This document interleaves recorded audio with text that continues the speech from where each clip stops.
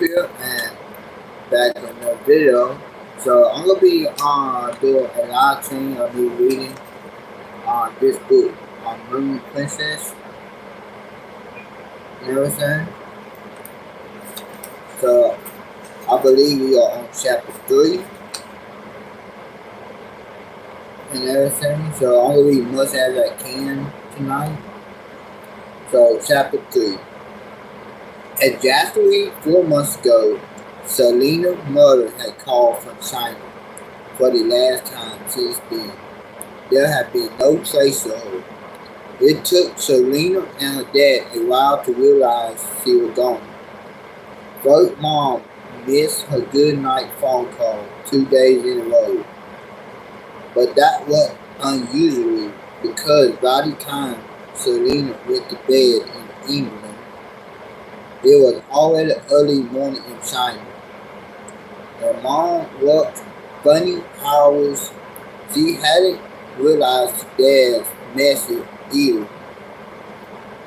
But that had happened before. Sometimes Mom worked in places without phones or internet.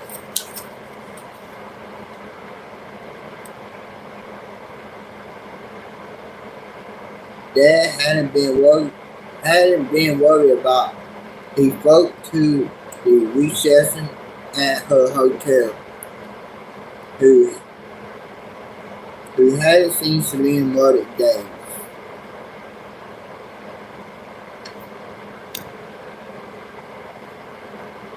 Even Mom and police couldn't help. Mom often didn't report on her project for weeks, so they hadn't heard from her either. Soon, Dad was spending all day on the phone. He spoke to the police, the British embassy, and the authorities in the Havana Henan,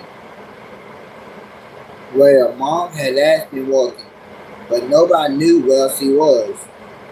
Finally, Dad left Selena at her aunt's and flew out to China.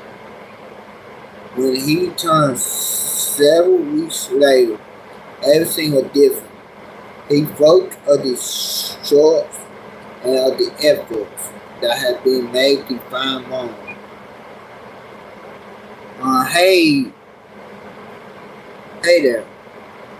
He looked like he was trying very hard to be calm. The last time she had been seen was 4 weeks ago, when she left the hotel in the morning. Mom had worked in several temples in the pavilion.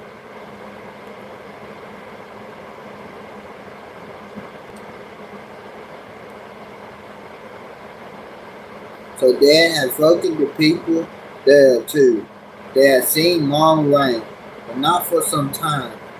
So one had any idea where she could be. Selena, the authorities had called off the search for your mother, they say. But Selena couldn't bear to hear the end of her father's sentence, and she had run to her room, slamming the door hard behind her. Dad didn't want to talk to Selena about her mom and said he sent her to Shepherd to work things through. It seemed to Selena that the Shepherd had only wanted her to accept that her mother was dead. Even though she couldn't accept this, she agreed they need to look to the future now. It seemed to be what everyone wanted to hear. And after she told them this, she didn't have to go to any more sessions.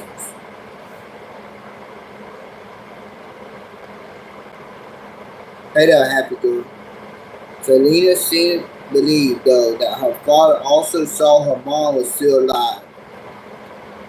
Dad had said they'll move to China for his work, but perhaps he hoped they'll be able to find Selena's mom and bring her home.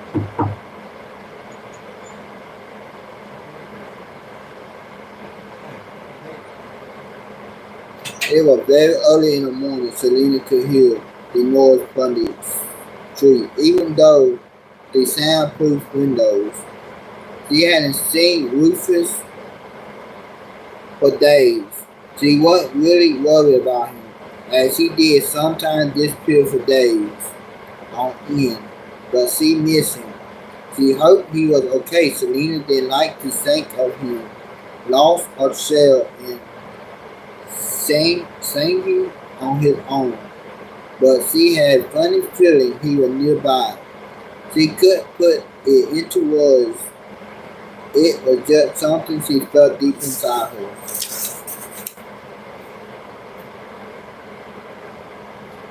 Hey Nick, thanks for popping in. Hey,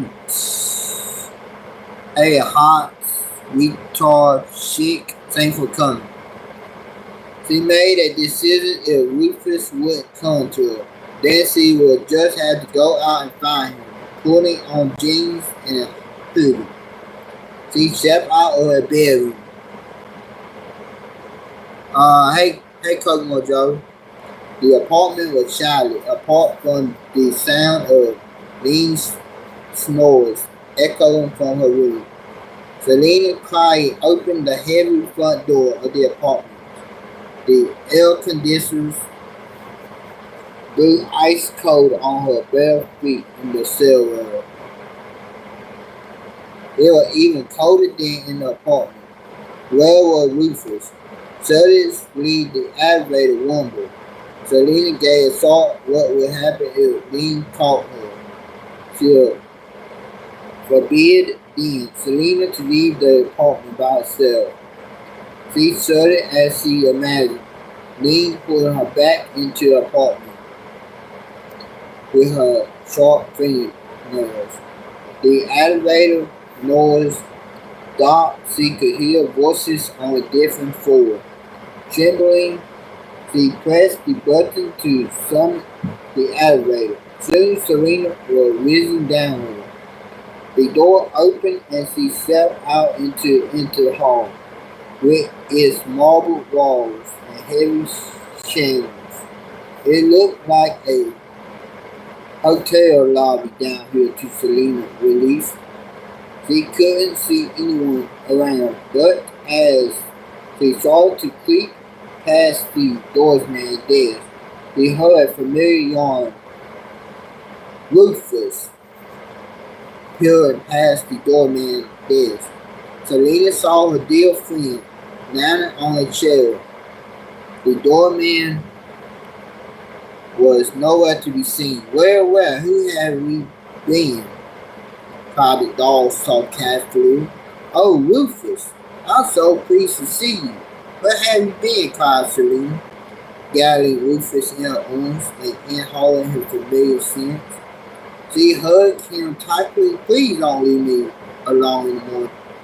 Dad's always all away, and there's this horrible woman in the basement who's supposed to be taking care of me, still mean to me, and want me to learn Chinese all day. Rufus shrieked indignation in Selena's arms until she loosened her grip on him.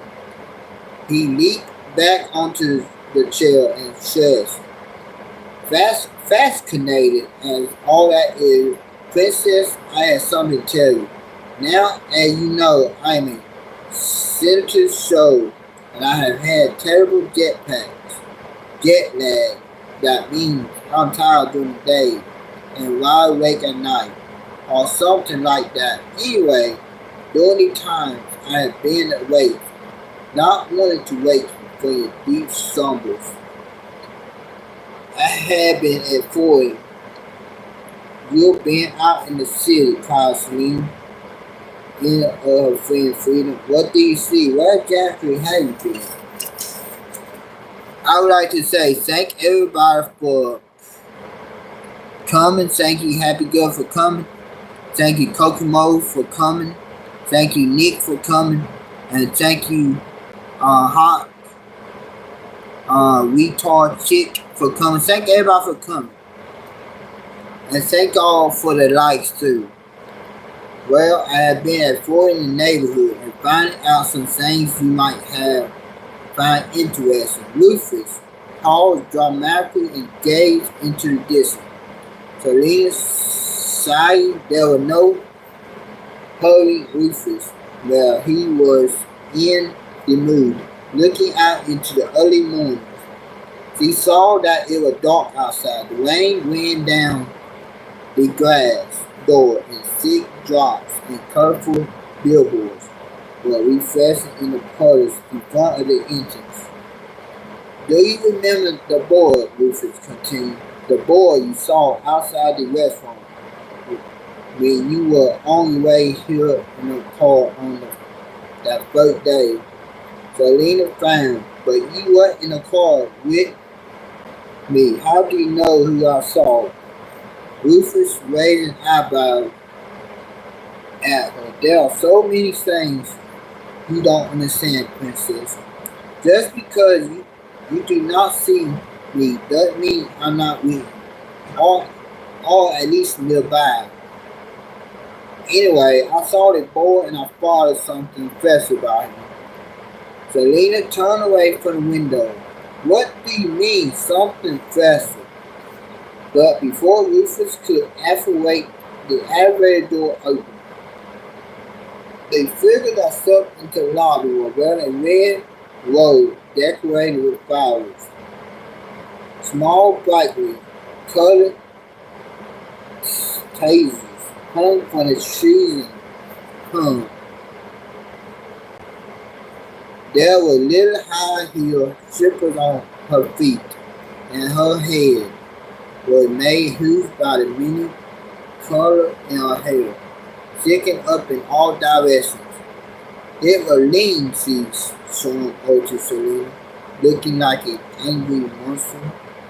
What do you think you're doing, leaving the apartment, she hissed, towering over Selena and her invisible dog, who had almost disappeared. Lean pulled Selena back into the elevator. No sooner had the door closed than she said, with a threatening look, I make the rules here, and I'll show you what happens when you break them. Without Rufus, Selena felt lonelier than ever before, and what had her invisible friend been about to tell Selena before Lean had lied? Lean made good on her threat to remove all possible distractions from the study, the TV, computer, radio, magazine, even the Chinese ones, all the books, and even the 2 old armchairs that had been sealed over from their living room in England. They're too comfortable. They might give you an excuse to be lazy, she hissed in Selena, ill as Stephanie, the cleaner, pulled the chairs into the hallway. The only thing that remained was Roy's dining table. Thank you for popping on Magnet Fishing and Outdoors. Good evening to you too. It heavily lagged shelves and 2 wooden painted tabernacle on the walls. Breakfast with Lean was now the worst part of the day. There was rice soup with dry meat, and when Selena couldn't eat it, thankfully lonely of the shorts, her chills and toast. She would eat back at home in London. Lean could say trumpingly, now we're too good to eat a decent meal, are we? Just wait until your stomach wanders. Unfortunately, Lean was white. As soon as Selena was sitting in the study with her textbooks, she longed for lunchtime, even if she knew it would just be simmering meat and vegetable and rice again. Every day she had to learn new Chinese characters, how to write them, how to pronounce them, what they meant. As Selena studies up on calico after calicos. She felt like her former life in London had been nothing but a dream. Now she had nowhere to go and no one to talk to. Rufus visited her only on very rare occasions. Most of the time, he was somewhere else, although he never told Selina any details about exactly where he had been, and he said we could tend to sell any more information about the boy in the restaurant or what he had meant by something fresh. After a while, Selina almost forgot about it. One day, when Selina knew Rufus was about to disappear again, she asked him where he would go. Oh, I'm just out and about, he said, getting to know the country and its people, seeing what's going on. You should get out more often, you know. Very funny, cried Selina. I'm locked up most of the time in case you hadn't noticed. Well, there's a will, princess. There's a way. It seems to me you actually prefer being on your own, said Rufus. And then he was gone. Maybe he was right. The longer Selina stayed in the apartment, the more she got used to not going outside. Her dad, who she barely saw these days, had asked Lynn to take Selina out to some places of interest. But Lynn had been quick to put a stop to that. The little one needs to settle in first, he said. It's noisy and dirty outside. There are criminals looking everywhere on the streets. There's no reason for her to leave this apartment. Instead, whenever she worked on it, creditors or plastering her man darling, Selina would lie on her bed, looking out the window and dreaming of her mom, or reading print out of her mom's emails.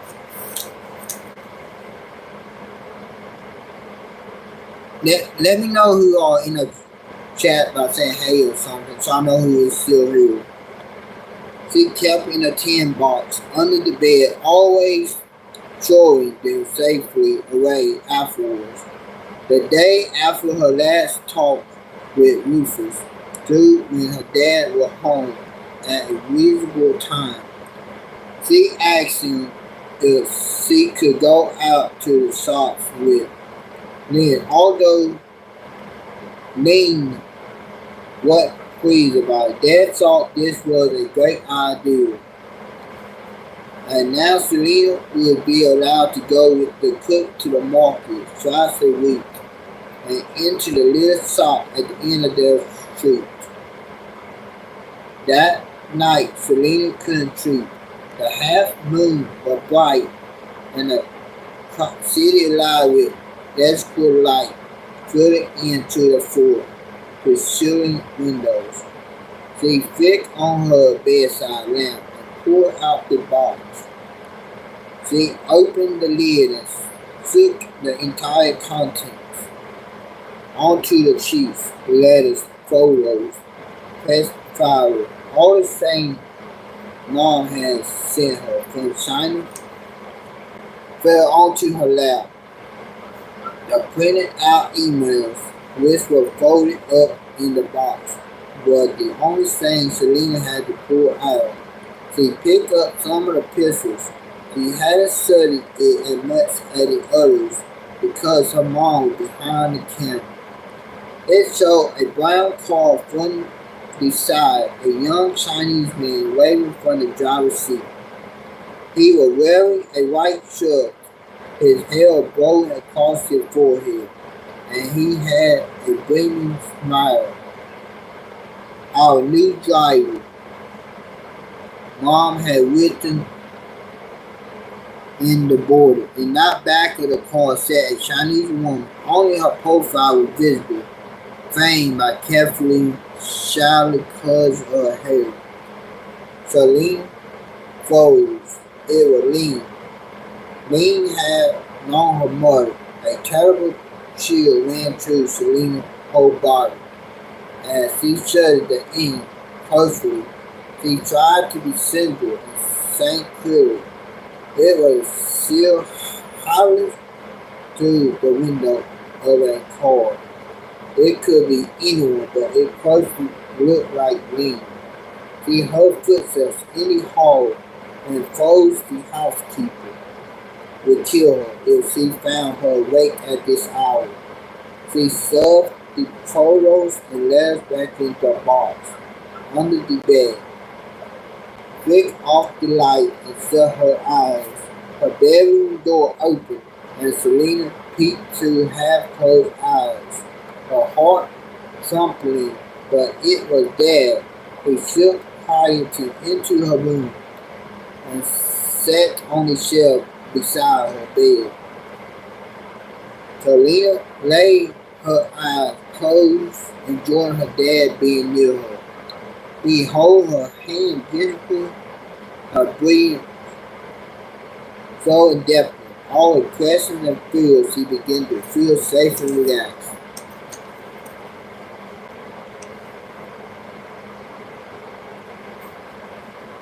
She drifted off to sleep. She knew she reminded her dad of Mom.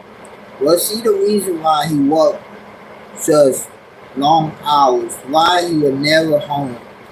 When she woke up later, he was gone.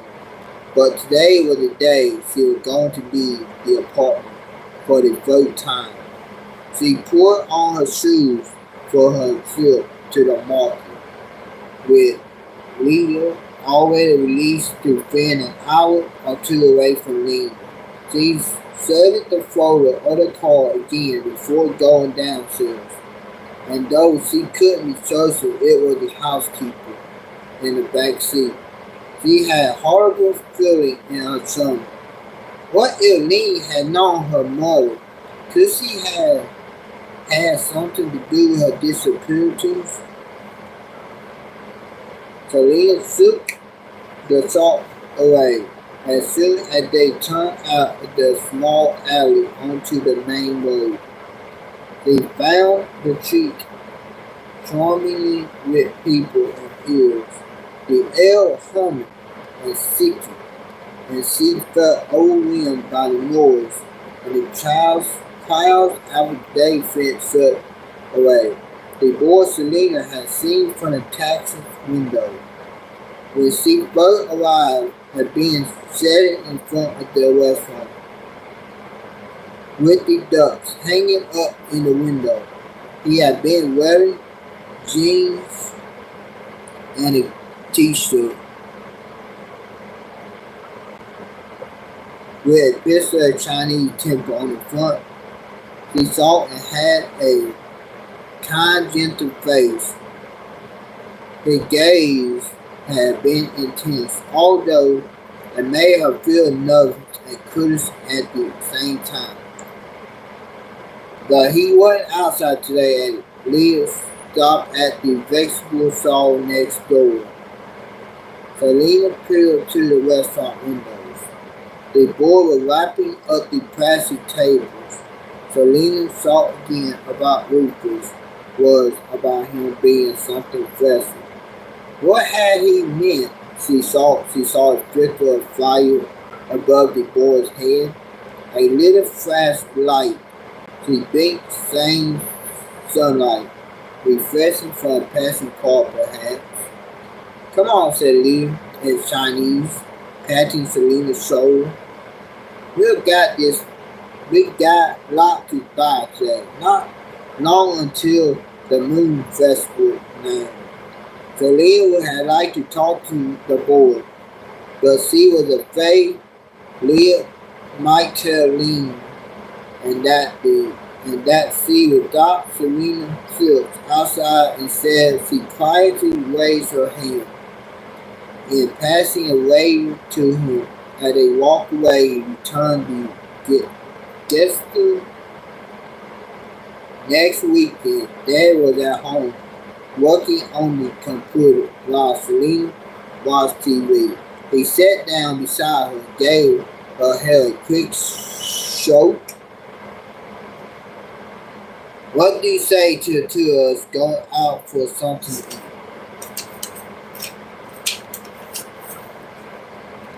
Selena jumped at the chance to spend some time with her dad.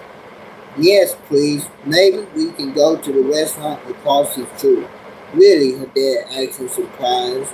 The old cook shop, well, if that's what you want, then at least we won't have to battle to the traffickers. They put on their shoes and took the elevator down, but to Selena's disappointment, the board wasn't sitting outside the restaurant today. An old man with white hair and not many teeth looked up in surprise as the two Ford Amy came into the restaurant. Dad tried to exchange a few words with the man, but he couldn't understand the dialects in which he spoke. Selena knew her father spoke good, Mandarin or Sanders Chinese, but the old people in the same communication almost exclusive in Shanghai. I can't pronounce that. The man pointed to the menu, a food folders on the wall.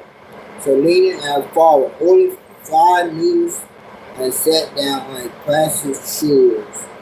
As the man disappeared through a saloon door into the kitchen. Selena, there's something I need to tell you, Dad began hesitating. I know the moves haven't been easy for you, and I'm working a lot at the moment. Selena sorry and twisted her hair, noting between her fingers. Her father continued, the bank sent me inland to I can't pronounce that. Some words I don't know. That means I'll be away for 3 weeks. Can you man without me? Selena continued fiddling with her hair. She would have liked to tell Dad how much she needed, that he couldn't go, that he couldn't leave her alone. With a bully like Lena, she would like to tell him about the photograph too.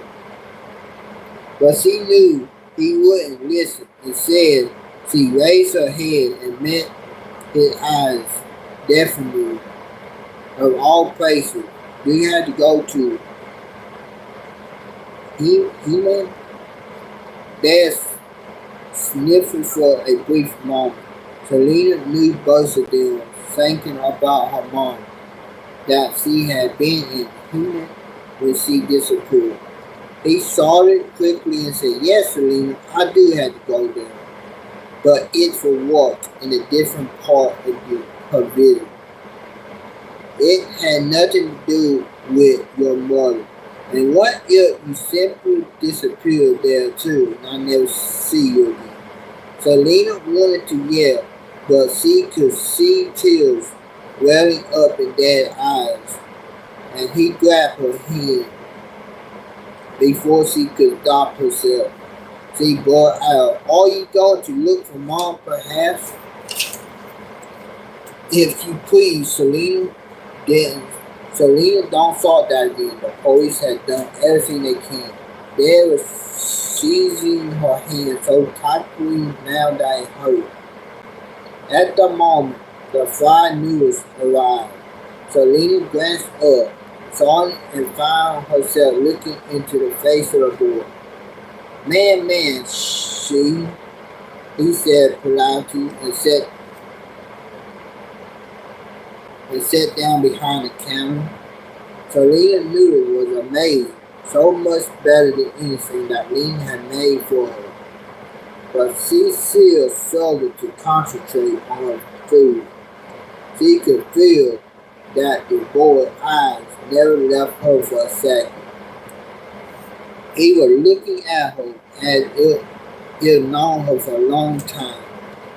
When Dad got up to pay, the old man came out of the kitchen and Dad handed over the money to the man. So Charlene felt the boy appear beside her. He looked afraid as he put a finger to his lips, passing her a small piece of paper that had been folded over many times. Selena looked at him questioningly, but the boy disappeared into the kitchen, and she saw him raise his hand silently in farewell. So that was the end of chapter 3. So we about to begin chapter 4, the sheaf. So we about to begin chapter 4. That was the end of chapter 3. Chapter 4. A few days after her father had left for his ship, Selena was lying on her bed, staring at the piece of paper the boy from the restaurant had given her, as she had done every day since she received it. The paper was crumpled and looked okay, happy girl, and looked as if the boy had been carrying it around in a pocket for a long time. It was a photograph of a small chapter. The figure was wearing a long robe covering its head and back, and stood on the back of a dragon. Selena couldn't be sure, but she saw it was a woman. Her delicate face betrayed no emotion, yet Selena had seen her coming. And fastened in countless pistols, her mom had sent her from research trips in China of statues and other pieces of art. Sanguine the color reminded Selena of moonlight, shining white and silver. Surely, said royal to Selena, saw wasn't there a story of a moon princess? It definitely looked Chinese, she murmured to herself. She had never been that interested in her mom's job. Nevertheless, she had always liked to sit on her mom's lap and look at photos from her mother's trip to China. Mom had tried to get her interested in temples, statues, and paintings.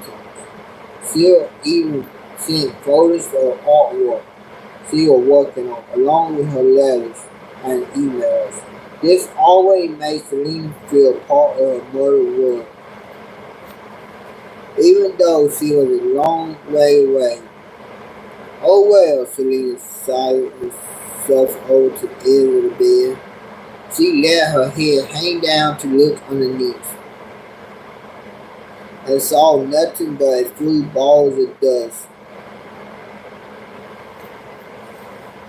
The silver tin containing her mom's letter was gone. Selena felt Hannah's ride with her. Her heart raced.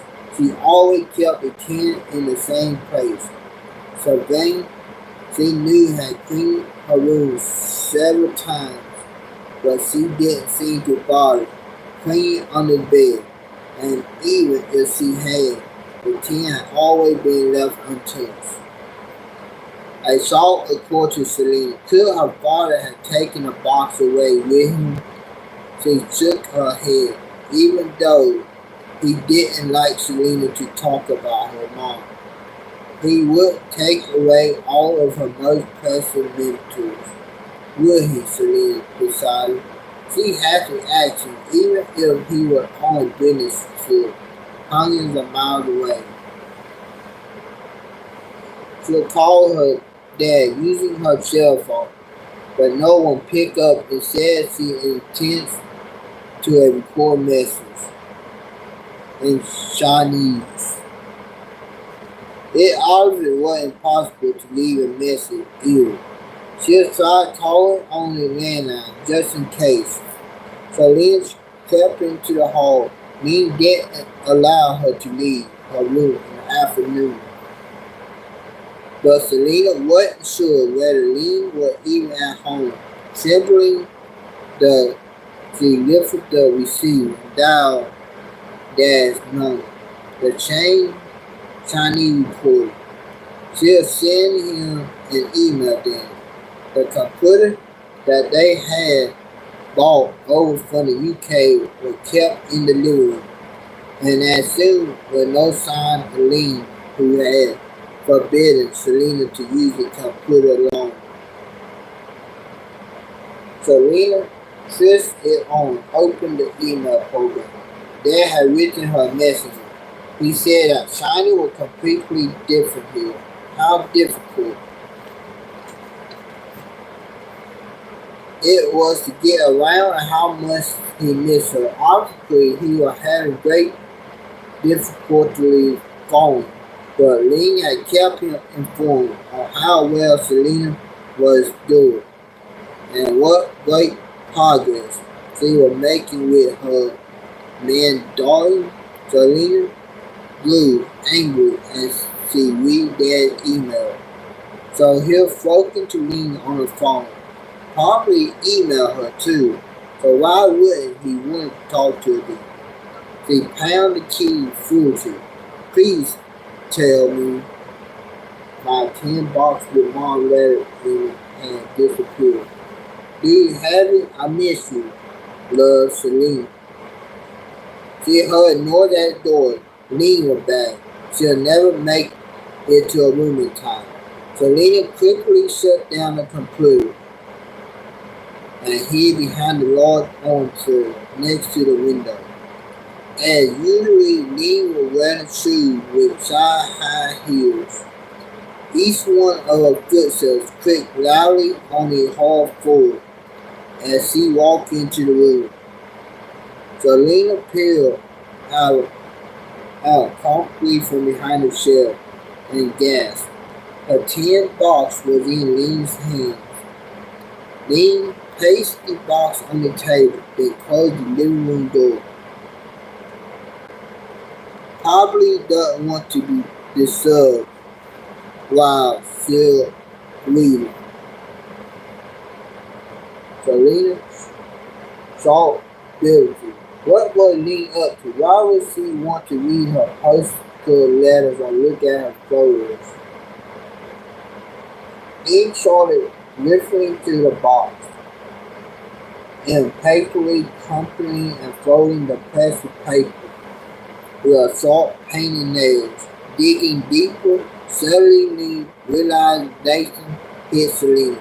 Was there something in there that Ling didn't want Selena to see? Something she'll always see, perhaps. Selena's legs began to tremble. She was closer now. It was Ling in that photo of the card. The housekeeper knew something about her mother, and she was trying to hide the evidence. Not for the first time, a desperate, hopeful thought rushed into Selena's head. Mom might still be alive. At that moment, the voice twitter of the doorbell sounds. Ling's sight irritable shut down the papers before she had a chance to check all the photos and headed into the hall, leaving Selena's box on the table. Selena heard voices. Then Ling returned with a large man. He was Chinese, wore black suit and carried a briefcase. A chunky gold ring shone on his hand, and a gold bracelet dangled around his wrist. He had piercing bright blue eyes. Selena had never seen a Chinese person with blue eyes before. This is actually a good book that my niece Happy Girl gave me for Christmas though. My niece Happy Girl, she gave this to me for Christmas. Ling took a Carl-Gapley pistol from it mounted on the wall. Opposite Selena, there was a safe behind it. Selena watched as Ling appeared in four figures, and although the housekeeper backed Parkway herself in her vision, Selena knew the combination 0505 before her maid, her mother's birthday. It was the only combination Dad had ever used. Ning opened the door of the safe and Selena saw some of Dad's files. Her mom's jewelry box with Ning drew out. She placed it on the table and opened it. Selena clenched her fist. Throat Long had stolen her letters, and now she had more of Mom's stuff in her hands.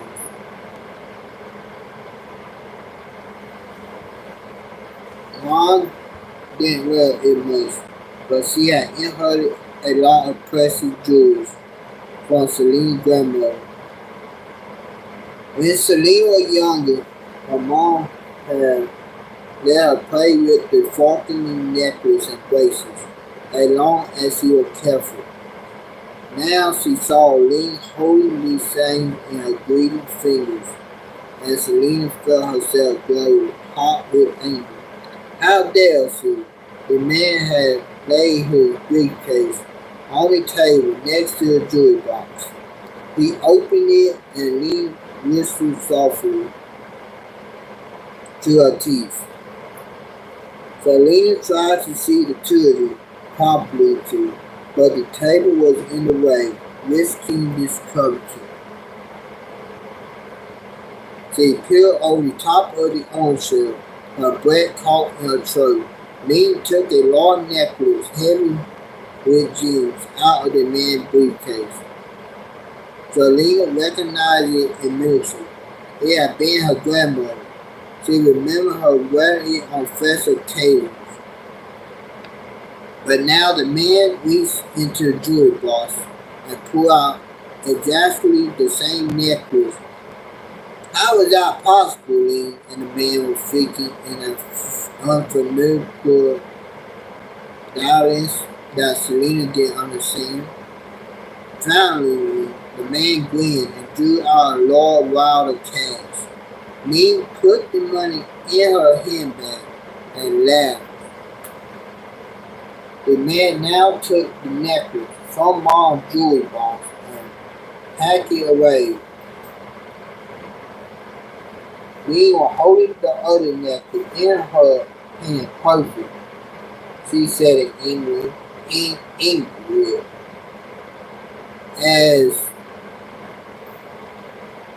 as it dawned on Selena exactly what was happening, that Ling was stealing her mother's necklace and replacing it with a copy. She forgot her fear and stood up. Ling and the man both turned slowly in her direction. What are you doing here? Ling asked sharply. What am I doing here? Cried Selena in diagonally. I'm watching you steal from us. You had Mom's necklace, copy, and you still in the room.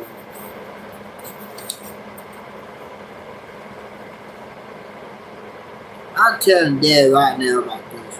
You won't get away with it. She had moved out from behind the armchair and was now close to the door. And how are you going to tell your dad about it? Ling asked mockingly. Perhaps you're too stupid to notice.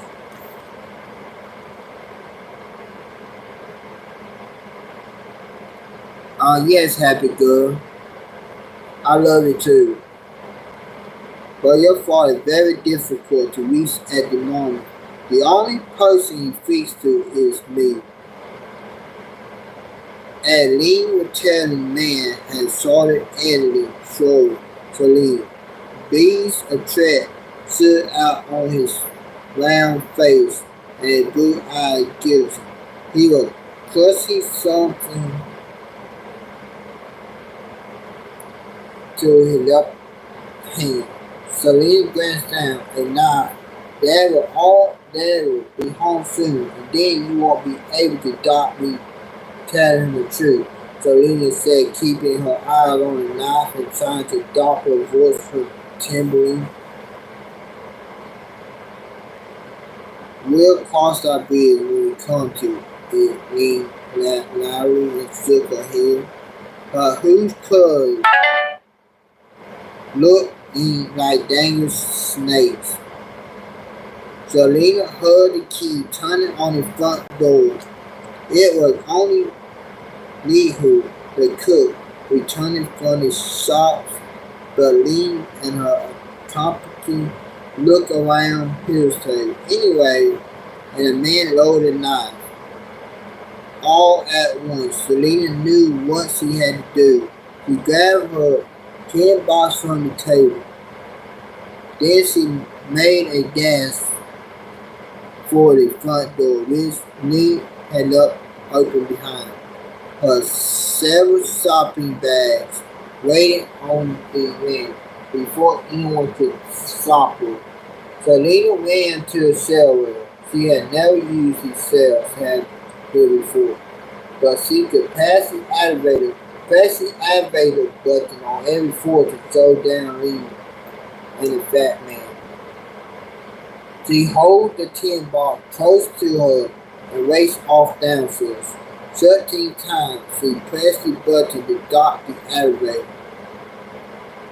That could give her another result. I would like to say again, thank everybody for all the likes y'all had gave me. Thanks for all the support y'all had gave me. Penitent, she reached the lobby. She pushed at the front door, but it wasn't open for an awful moment. Selena thought she was trapped in the lobby, but then she followed a button on the door. She pressed it quickly, and the door swung wide. Then the elevator came down. Ling and the man rushed out of it, just as Selena disappeared through the glass doors. They ran out onto the street after her. At that moment, Selena knew she didn't stand a chance. Where should it go? She didn't even know her own neighborhood, let alone anyone else in the city. She had no money left.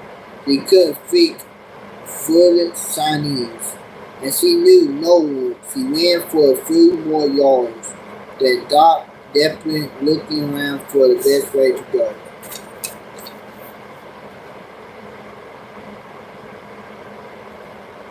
Now I got you, she heard Lee shout as she ran towards Selena. The Chinese man remained standing by the glass door. Then Selena felt someone pull it out of her hand. It was the boy from the restaurant. Again, I can't pronounce it. Come with me, he said to her, and without moment, she began to run again. The boy pulled her into the restaurant, to the kitchen, and to a real exit. Ling tried to pursue them, struggling in her high heels. Selena heard her stressing loudly behind them. As she followed the boy through the narrow alleys behind the shops. When they could no longer see or hear Ling, the boy stopped briefly and pushed the threat down hell out of his face. I can pronounce it. He said, "My name is Fing." Selena, she panted. They smiled together, saw the winner. The end of chapter 4. So we about to begin chapter 5 now. The name of that chapter is Friend. Chapter 5. Lay, come quickly, Finn called as he pulled Selena through small narrow alleys. Her shoulders almost touched the wall to the left and right. They pushed past bicycles and jumped over empty cardboards, boxes, and bins. Selena clutched Finn's hand and tried to keep up with him. Even though she was scared, she felt released to be out of the apartment away from Lee. She realized that they were now in one of Shanghai old neighborhoods with long cane houses, a maze of interconnected alleys. Dad told her about these places.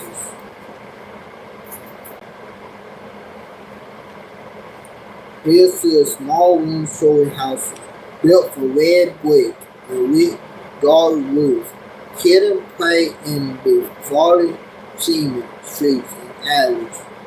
Selena was released when Finn got one a few minutes later and pushed her to a tiny unlocked door and into one of the houses. Where are we, man? Selena out here quick.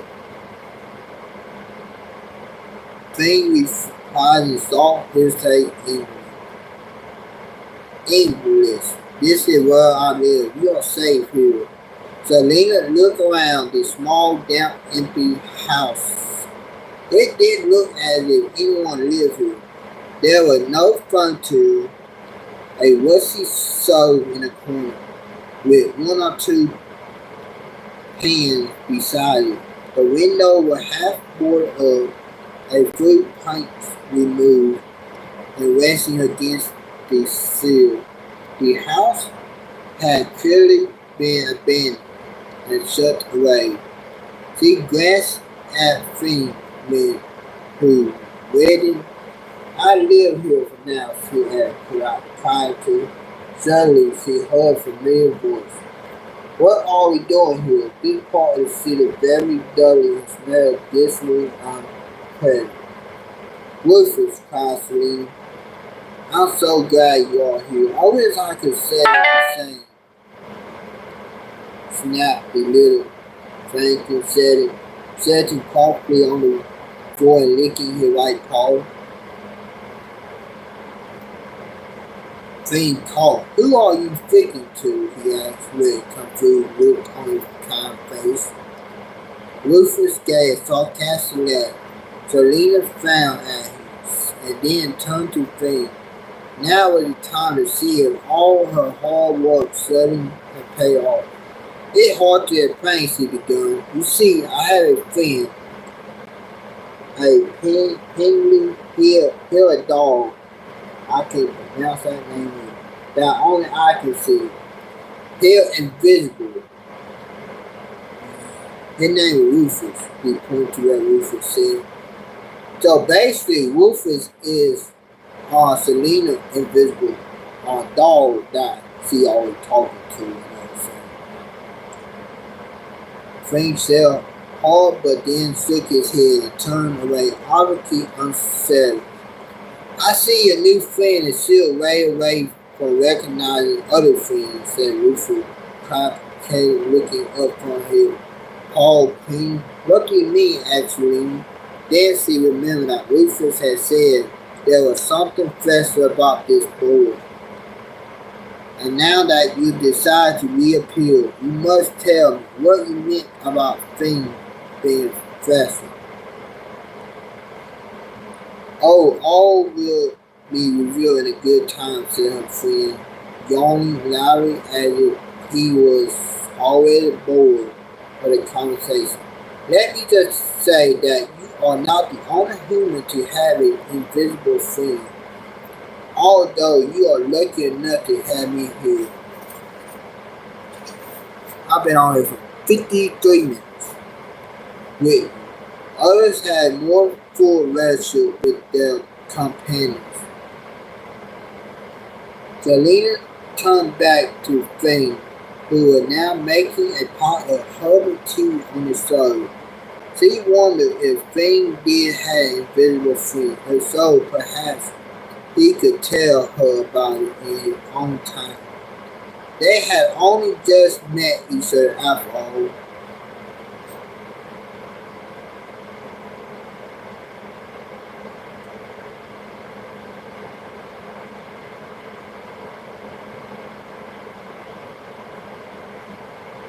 I know I unhappy girl. As a new friend appeared to tea, Selena was lost in her own thoughts. Where should we go? Was Lee looking for her? What were Lee and the horrible man planning on doing her mom's jewelry? And how had Lee known Mom? She could feel her head spinning, and then she realized Finn was watching her attention smiling. What is it? What are you smiling at? She asked, frowning. She didn't find anything amusing about the situation. You look very much like your mother, Finn said softly. Selena froze. The color drained from her face, and her hands began to tremble. Why? How did this boy know her mother? Leaning forward, she spoke in a voice that didn't sound like her own. My mother is missing. She's been gone for 4 months. Do you know where she is? Finn sat on his shell, deep in thought, looking at his hand, and laughed. He shook his head. But how do you even know my mom? Selena asked. I come from the city of Ping Sang and Human Pavilion. Finn replied, irritated. I work in the Valiant Mountains, temples in the city with dead.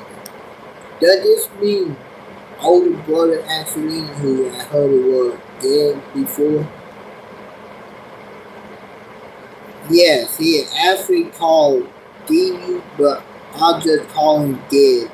We were selling drinks and things that were I learned to speak English. He paused. Your mother come to the temple for her research. She was very friendly. She asked Gag and I many questions about the temple. They found the statue there, the one in the picture I gave you. That what she was studying when she disappeared. The moon princess, Selena asked her. Finn looked at her blankly. I want to help your mother, but that awful woman would tell me where she was. Selena looked at Finn in astonished. She felt a chill like a bolt of electricity passed through an awful woman. Do you mean Lee?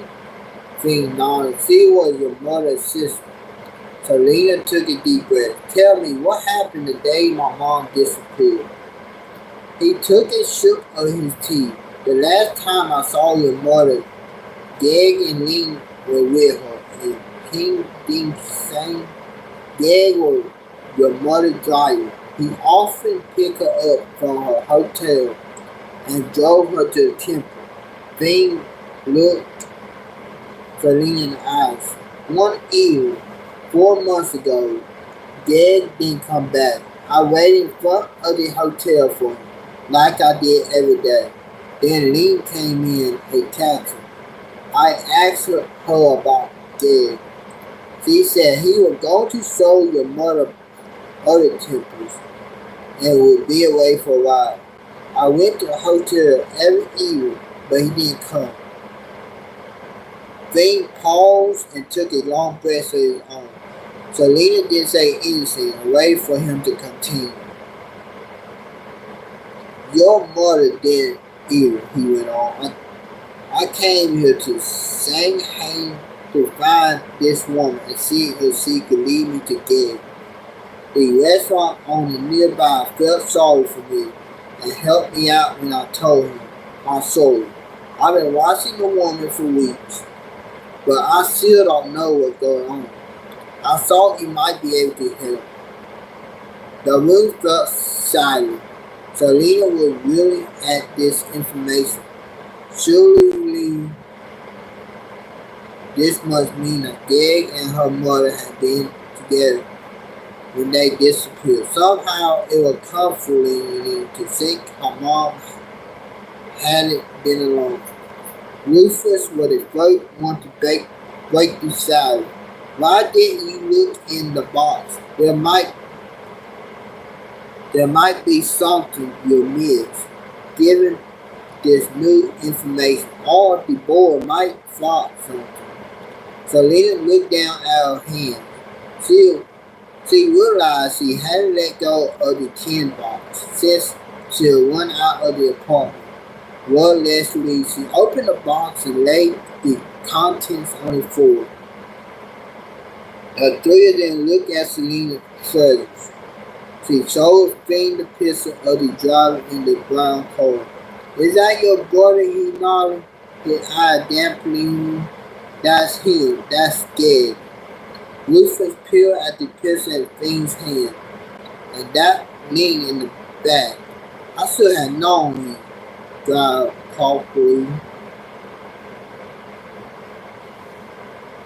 First, this woman is wandering around, hanging with your mother, and now he had keeping an eye on you. That no consequence. Selena's mom must have trustedly told her about Selena and her dad about the apartment's insane hole. She felt a savage angry or lean betrayal.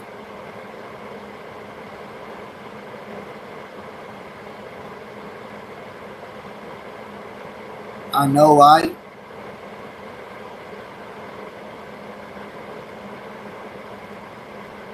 Taking deep breaths, she asked. Fiend, do you think Gag is still alive? Fiend glanced at the door, then turned to face Selena. He looked different. I know he's alive. I feel it. If he wouldn't he hear my brother. Selena's head was trembling. Fiend was white, deep down in fight over dead in the trap, and everyone else told her to accept her mother's death and move on. She never really felt that her mom was dead. Busy with her own thoughts, she didn't notice someone climbing quietly to the open window into the house. Yes, they do got some long chapters in it though. I know one thing, chapter 3 was a long one I read though.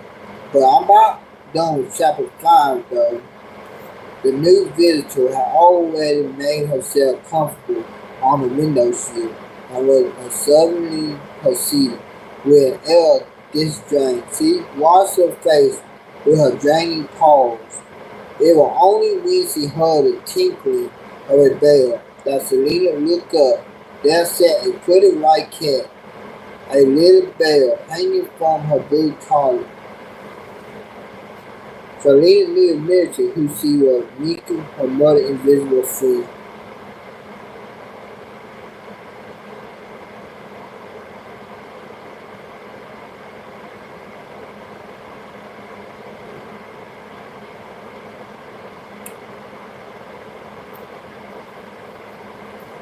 You must be a couple minutes. You must be a couple minutes or so behind my live stream and everything. I done got lost what he's talking about, but you must be a couple minutes behind my live stream. So this was the end of chapter 5. So I'm gonna begin chapter 6 now.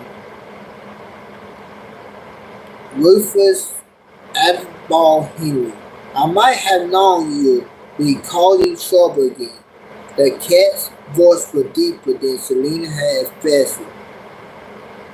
Selena looked at Rufus. She heard him growl softly, meekly, something. It's been a long time since I chased a cat up a tree.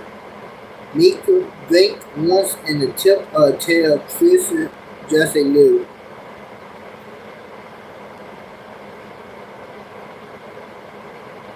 You two know each other, actually.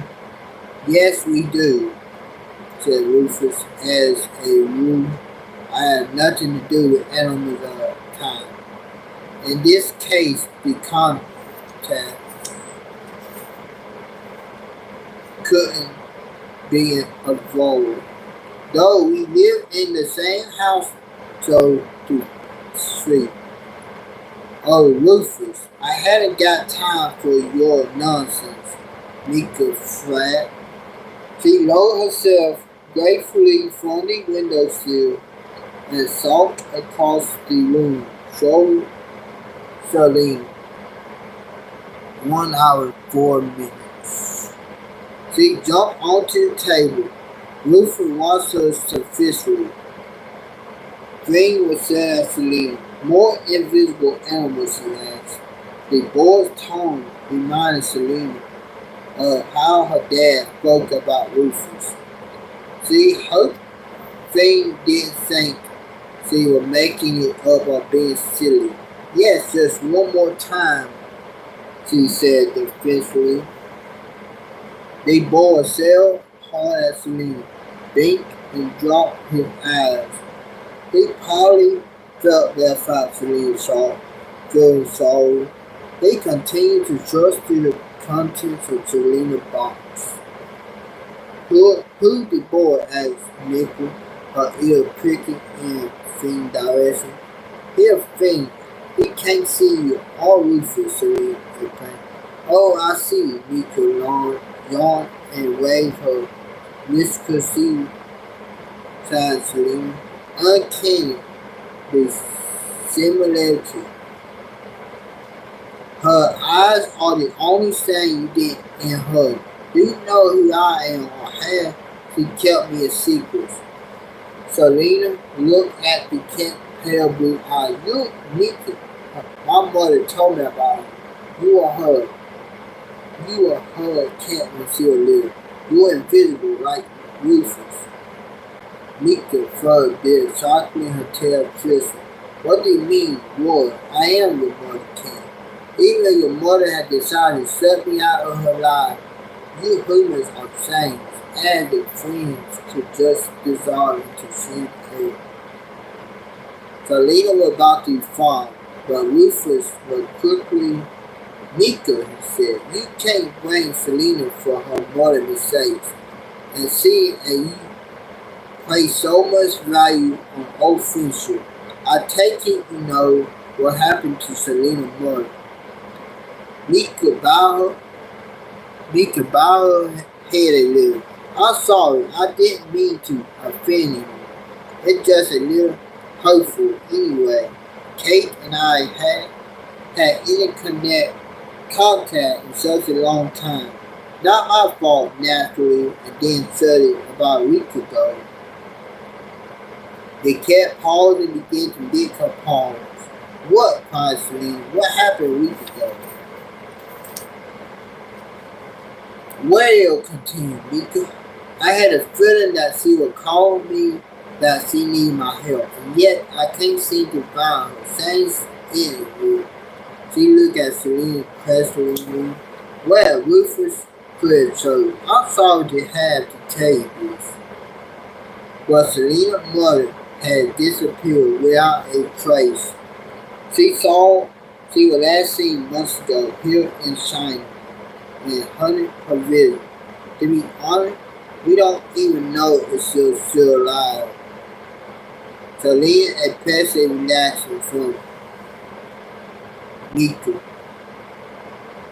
to this news, but Nika just lay down her tail, flickering Rufus.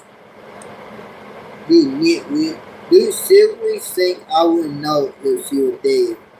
We fresh animals have a sixth sense, especially when it comes to our friends, she turned to Selena. Your mother is alive, nevertheless I think she's in danger. A sort of hope and happiness was to Selena, so strong she could barely breathe. You've got to help us, he cried. Where is she? What's happening? Finn asked Selena, pushing the photos and printouts aside.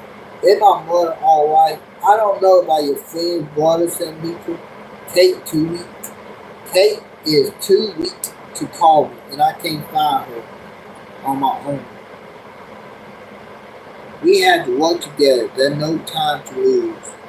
Selena sat down on the floor and rested her head on her hand. Was there really a chance of finding Mom? What's happening? Finn repeated positively. Are you okay?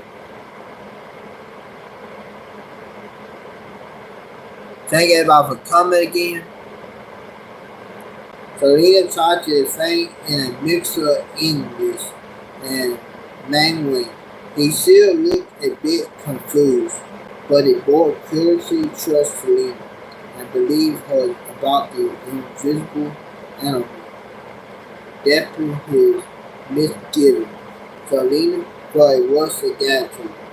I love an invisible friend theme song. I used to have dreams when I was much younger that I had a little dragon. Actually, Long was his name. His my favorite. He was very best friend. But when my parents died and Gary and I lived on the trees, those dreams stopped. Selena saw such sadness in Finn's face as he froze, but Rufus seemed unmoved. We need a plan, the little Fana said. Selena, perhaps we should try to contact your father, tell him about what Lynn was up to with your mother's jewelry.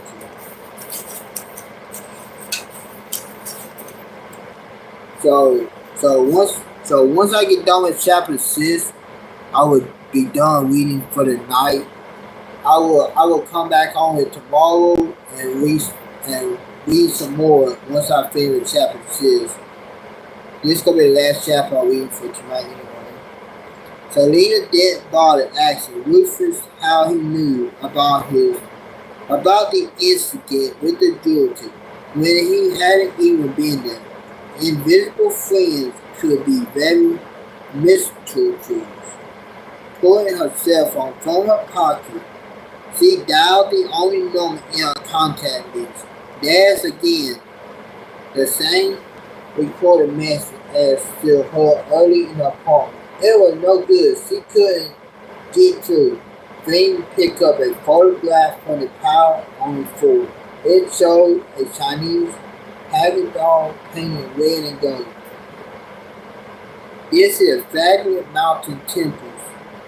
Our temple, this is where your mother walked and where she met Dad.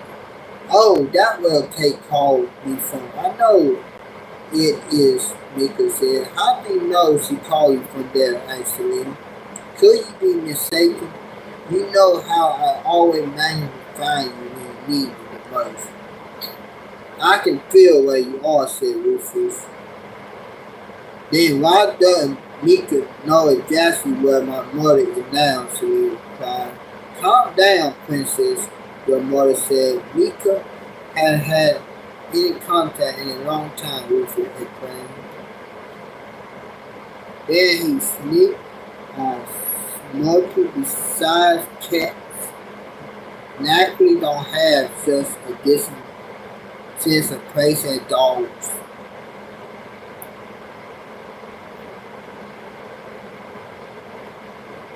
Mika hissed nonsense. Anyway, enough talking. It's high time we was on our way. The temple is in Hina, not hundreds of miles away. How will we get there? Asked Selena, feeling dizzy at the fear at which things were happening.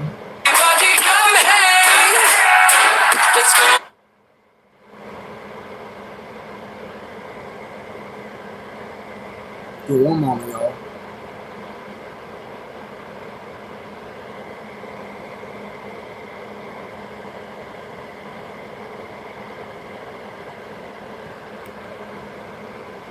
Okay. So I sent a message out and checking for real quick. Selena snored as if she turned to Finn, definitely ignored Rufus' grumpy growl. Okay, we'll do it, looking at him, standing right next to Mika and Rufus, she sighed slowly. Oh, I wish you could see Rufus and Mika.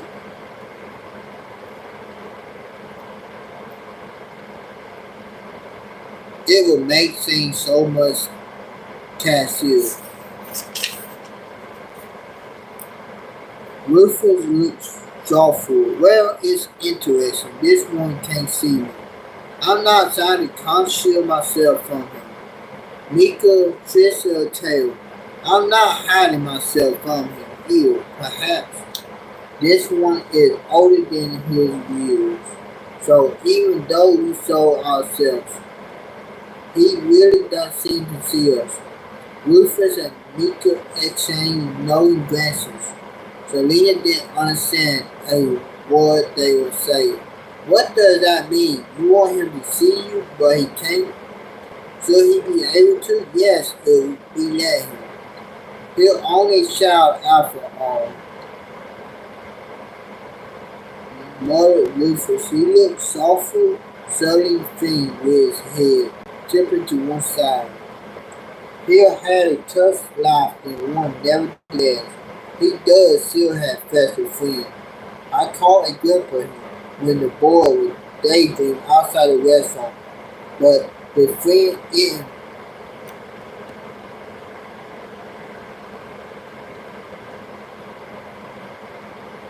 His friend isn't with him all the time, and he isn't here right now. Selena looked over at Fiend. She wanted to tell him. Selena looked over at Fiend. She wanted to tell him what Rufus had just said, that he did have an invisible friend, just like his dream. But as she struggled to find the right words, Fiend pointed to the clock on the wall. We must go. The night train leaves soon. The sky above them had turned black, but it wasn't only the dust that shadowed the little alley in darkness. A swarm of birds. Selena had bought some cheap clothes from a stall near the house and was wearing.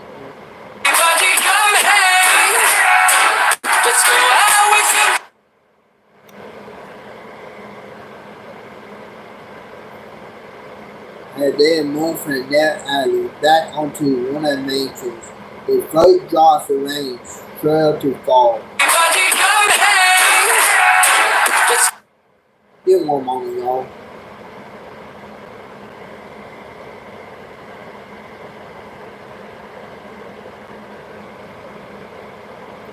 Okay, where was I? Selena opened the umbrella that Mika had.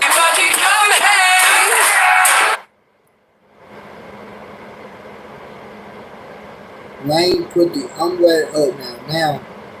Now, my floor's getting wet. Selena opened the umbrella that Mika had insisted. They blamed Fiend washed her with a puzzled smile on his face. The rain didn't seem to bother him at all.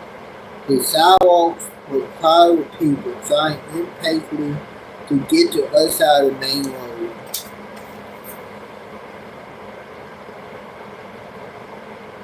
Thank everybody for coming again.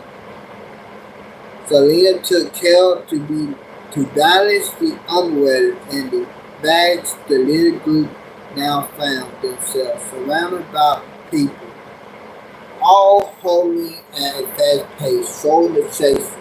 The roads were jammed with cars, taxis pulled up at the curbs, and motorcycles seized their way through the heavy traffic.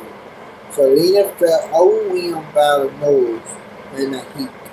A loud bang sound overheard. Everybody looked up, sorry. Then there was a blinding flash in the shadow, and rain poured down on the ceiling as if someone had turned a shower on at full tilt. Umbrellas bowed under the weight of the water. Quickly, cried Fiend, said they dashed the last few yards of water safely. Made it, gasped Selena as they burst into the huge, brightly lit building. They left Selena and went to buy 2 train tickets. There were the cheaper ones he had paid when he returned. Now I had no more money, but at least we would be on our way to find Gag and her mother. The friends forced their way slowly to the cars. The air was warm and moist, and the sense of drive-through hung in the air. Suddenly, all the children and babies on the platform began to scream and cry. Selena looked in amazement at the children whose parents were trying desperately to calm them down. As one, Rufus and Mika reached from the duffel bags, four standing on end and staring wildly back for the infant to the safety. Finn was looking around uneasily at the crying kid. "What's going on?" he asked. "I don't know," Selena replied, but then she saw it at first. She only glimpsed a head with tired above the crowd and her breath caught in her throat. "What can you see?" said Finn, noting the change in her expression. It was a crocodile or some sort of crocodile beast. Its eyes showed a poison yellow and sharp white teeth, flashed in its firm mouth. It was behind them, moving at a leisurely pace for the train, and it was walking upright on two legs. It lowered half like a person. Selena knew that this beast was invisible, not to her, or to the babies and kittens, or the other invisible animals, but to the crowd that was now climbing to the train, open doors. Finn was staring at her face, eyes wide with confusion and fear. The crocodile monster was getting closer and closer. Selena's legs felt weak and she had to force herself to move. "Finn, we had to run. We had to get on to the train. Why? What is it?" he shouted, hurrying after her. Selena and Finn pushed to the car and eventually reached the train door. The monster had stopped some distance away, and Selena felt the tension in her chest relax a little as they climbed up into the passenger car. She took a deep breath. But where were Rufus and Mika? To Selena horror. She saw the invisible friend standing right in front of the monster, as if no one protects her and Finn. The monster's mouth opened wide, its eyes gently a gaping noise filled the air, and Selena realized it was laughing as if it had seen since her saw. The crocodile monster turned its head and fixed Selena with their yellow eyes. She saw against Finn, who said to her, and something else was suddenly clear to Selena. Though she didn't know how, she knew the creature had come for her. "It's after us. It's after me, Rufus."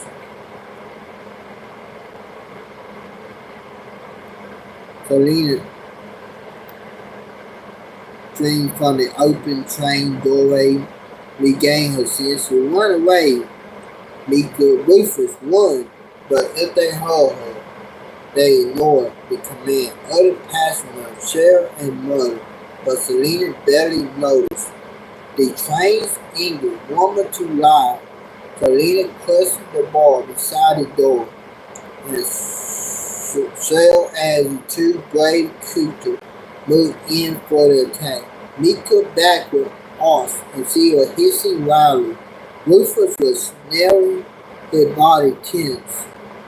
Both animals looked so small in comparison to the crocodile monster. Suddenly, Rufus launched himself at the crocodile tooth bell and one oddly angry move. The monster shoved the little dog aside and knocked him across the ground, whimpering. Rufus, Selena cried. Mika lashed out with a sharp call, quick as lightning. But the crocodile was even quicker. A well-aimed punch sending the white cat tumbling in a ball of snaring fur. The crocodile fixed its eyes on Selena, again as if in something, and her heart dropped. At that moment, the train door closed. Selena lost sight of Rufus and Mika for a moment. When she looked deftly back to the window as the train pulled away, the crocodile monster was still staring right at her, and in its claw, whole body stuffed of the neck were Rufus and Mika. So that was the end of chapter 6. So most likely tomorrow. So most likely tomorrow I'll come back on here and read some more of the book. Tomorrow we saw in chapter 7 tomorrow. There are 17 chapters in this book, so tomorrow we'll begin on chapter 7. I hope that everybody had enjoyed the book reading tonight. I will see y'all again tomorrow night. Bye, y'all.